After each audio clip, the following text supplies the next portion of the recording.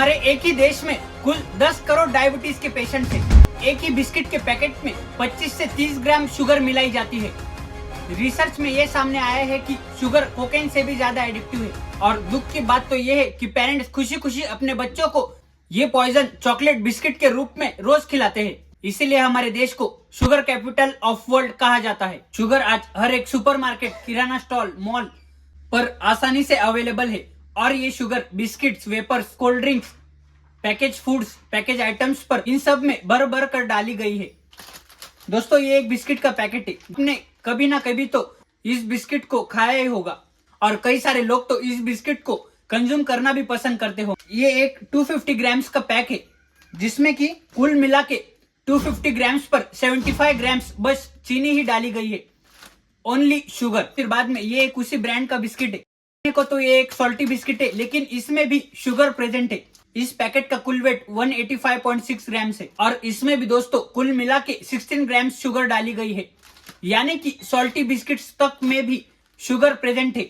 और इसी की तरह ही जंक फूड्स और प्रोसेस्ड फूड आइटम्स, उनमें भी भर भर के शुगर का इस्तेमाल करा गया है। और इतनी एक्सेस शुगर के कारण हमारी बॉडी फैट जनरेट करती है जिससे कई सारी बीमारियां हो सकती है। और पेरेंट्स अपने बच्चों को खुशी खुशी package food items, biscuit, chocolates, wafers, Cadburys ये सब अपने ही हाथों से खिला रहे हैं, जो कि एक स्लो पॉइजन की तरह काम करता है। शायद इसी के कारण हमारे देश को डायबिटीज कैपिटल ऑफ वर्ल्ड कहते हैं। और शुगर में फाइबर ना होने के कारण ये हमारे ब्लड में अच्छी तरीके से मिक्सअप हो जाती है और हमारी बॉडी को जितनी शुगर की मात्रा जरूरी होती है, हमारी बॉडी बस उसको एक्सेप्ट करके बाकी शुगर को ब्लड वेसल्स में ही छोड़ देती है। जो शुगर बच गई वो शुगर कन्वर्ट हो जाती है फैट के रूप में। फिर रिपीटेड शुगर कंजप्शन से हमारी बॉडी पैनक्रियास से ज्यादा इंसुलिन रिलीज करती है। हमारी बॉडी इंसुलिन रेजिस्टेंट हो जाती है, जिससे कि एक जानलेवा डिसीज तैयार होता है जिसका नाम है डायबिटीज। इसके बाद heart attack, arthritis, acidity, bloating, fatty liver, kidney failures, poor digestion और मोटापा, ये सब समस्या बस एक ही डिसीज के कारण होती है। और डायबिटीज का प्रमुख कारण शुगर है। दोस्तों, अगर शुगर हमारे लिए इतनी हानिकारक है, व्हाई शुगर इज एडिक्टिव।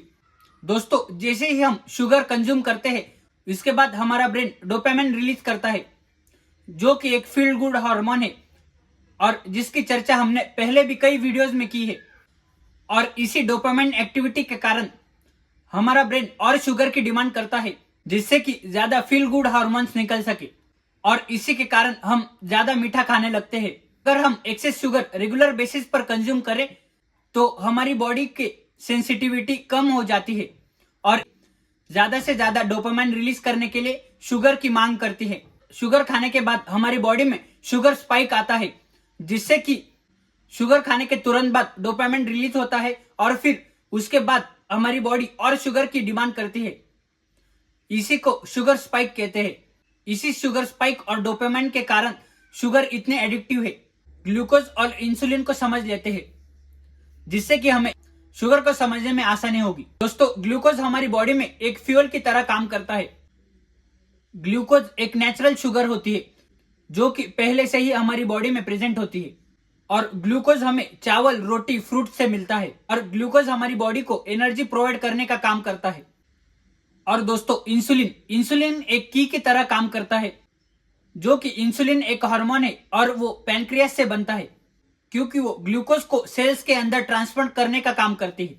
इसी के कारण ग्लूकोज और इंसुलिन दोनों ही हमारी बॉडी के लिए बेहद ही इंपॉर्टेंट एनर्जी सोर्सेस है। और अगर ये सोर्सेस हमें नेचुरल तरीके से मिल जाते हैं, जैसे कि रोटी, चावल, फ्रूट्स, इन सब से हमें नेचुरल शुगर्स मिलती है।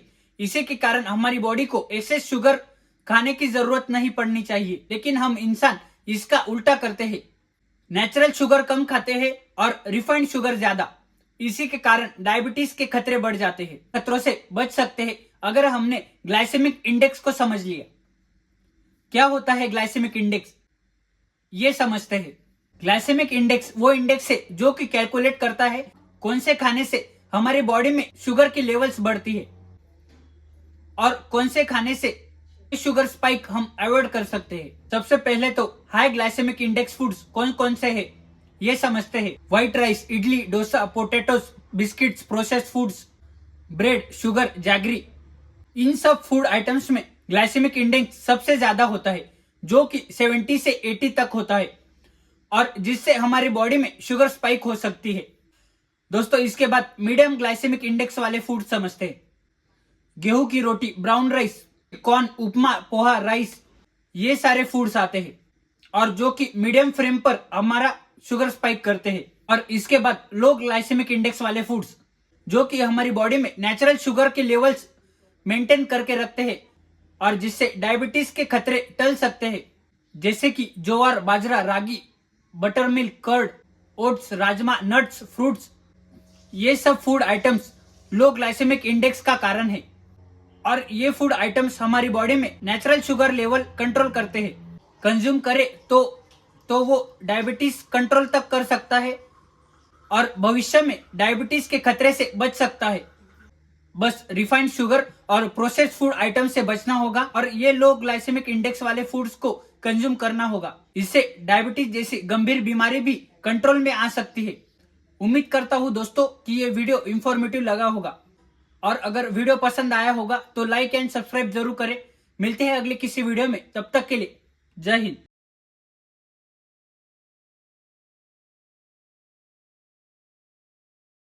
है और जिस ड्रग की हम बात कर रहे हैं वो आपके किराने की दुकान में भी मिलता है। आप खुशी खुशी आपके बच्चों को वो ड्रग खुद देते हैं और आपके बच्चे भी ऑलरेडी